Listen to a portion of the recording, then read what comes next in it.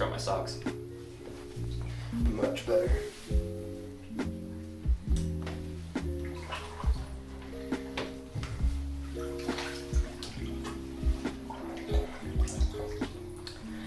Hi, I don't know how to tie a tie, and yes, there's water in here. Most of us are familiar with the simulation theory. It's the theory that our entire reality, everything we know, and everything we will know is nothing more than a simulation running on some supercomputer somewhere. Ever since its conception, the simulation theory has kind of blown up in pop culture due to a little movie called The Matrix. It's almost like our reality is a video game like The Sims. I look ridiculous. There we go. That's better. Now, The Sims is cool and all, but imagine instead of a video game, life is like a play or a movie, and everyone and everything that exists is working together to get us through this long, dramatic plot that has a set beginning and end. Now, this is actually the Hindu concept of Leela, spelled either L-E-E-L-A or L-I-L-A. I'm honestly not sure. It came up with both, so it might be both. Now, Leela is the Hindu theory that Brahman, who is the equivalent of Hindu god, capital G-O-D, stands for generator, operator, destroyer. He decided to make a play or narrative for him to perceive and take part in. Now, to clarify, Brahman is described as a perfect being. So why would he need entertainment if he's already entirely fulfilled? Why is a being that is quite literally reality in the universe itself in need of entertainment? Well, the pure essence of Leela is spontaneity. Spontaneous play, drama, sport, anything. It's all Leela. So the Brahman just decides spontaneously that he wants to be entertained for spontaneity's sake, resulting in our reality and us. The world is made of, for, and by bliss. And it's because of this level of spontaneity that I am in the bath on a Wednesday afternoon in full dress clothes. The world works in mysterious ways, so as long as there's been anything, there's been Brahman's play. Everything and everyone, nothing more than an actor in his narrative. Brahman perceives our reality from every possible perspective in order to understand itself from infinite angles, as any form it takes is nothing more than an extension of itself. So in reality, Brahman is the entire credit sequence. It's all the actors, it's all the crew, it's the director, it's the writers, it's the editors, it's everything. To quote Shakespeare, all the world's a stage, and all the men and women merely players. Am I saying Shakespeare is Hindu?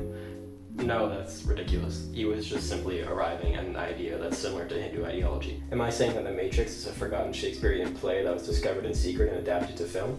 It's plausible. Jokes aside, I think Shakespeare's use of the word player in this context is actually really interesting. Not only does it link to the simulation theory in that video games often use a player system to help indicate who is who on screen, you know, like the player 1, player 2, player 3, whatever, that kind of thing. And additionally, the term player is also related to sports, as in like each player on the team is given their own number, and they're like player 80, player whatever. And that can sort of link back to Leela being a sport or a play or just like spontaneous fun and enjoyment and like performance almost. So how do you cope with the realization that you are effectively not real? Well, beyond the curling up into a ball and crying for hours as you mentally try to battle your own consciousness out of an existential crisis, the Hindus have a few answers, like yoga. Now, yoga has been almost disgustingly westernized in North America, becoming nothing more than an activity for your Aunt Terry, who always is just a little too much wine at the family reunion. In Hinduism, it's actually a very sacred and enlightening activity at its roots. Now, there are multiple types of yoga depending on what you're aiming for. First, we have Bhakti and Jnana Yoga. Now, these types of yoga seek to achieve oneness with Supreme. In other words, to embrace that you, everything around you, and everything that has ever been is all part of Brahman and one greater being. Becoming one in this way, or accepting oneness this way, is also known as moksha, which is... And then there's Karma Yoga. Now, Karma Yoga advocates for embracing all of reality while still preserving your own sense of self from Brahman. Embracing that while you may be part of a greater sum, you still have your own existence and purpose. Each piece of the sum being vastly different, but coming together to make one thing. Another question you might be asking is this to be taken literally? While a lot of Hinduism is meant to be taken in a figurative sense, I believe that Leela is a literal definition. It's fully believed that we are part of a greater performance. And even if it's not literal, Leela still encapsulates a spontaneous feeling of play and fun that I believe the world needs more of anyway. And lastly, does it matter? I'm sure there are a myriad of answers to this question, but personally, I don't really think it matters. Whether or not we're real doesn't really make much of an effect on our actions or the outcomes of most people's lives. Whether or not we are real doesn't change the fact that we are all we have. Even if everything we see, everything we perceive, everything we are, everything we can be, everything we think of is just an illusion, part of some greater performance.